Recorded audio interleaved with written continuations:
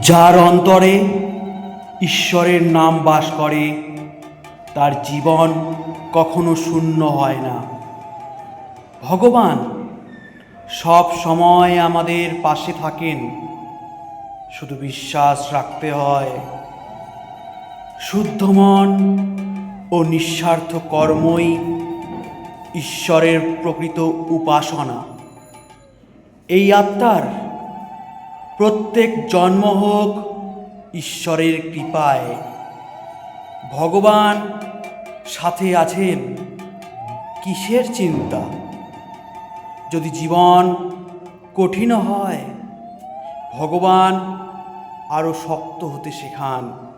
ভগবানের কৃপা যেখানে থাকে সেখানে অন্ধকারও আলো হয়ে ওঠে। প্রেম, শ্রদ্ধা আর করুণায় ভরা হোক এই জগৎ।